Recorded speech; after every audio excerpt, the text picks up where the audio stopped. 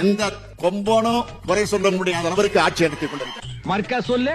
எந்த கொம்போனும் குறை சொல்ல முடியாத அளவிற்கு ஆட்சி மர்க்கா சொல்லு.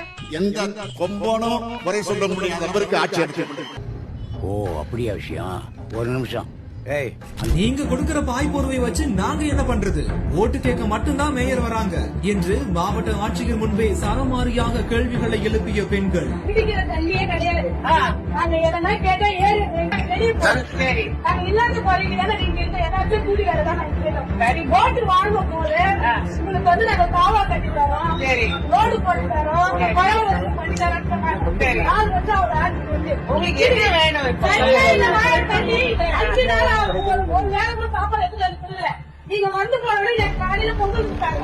நாங்க அந்த சாப்பாடுல நாங்க எதிர்பார்க்கிறோம். நேற்று வந்து நான் வந்து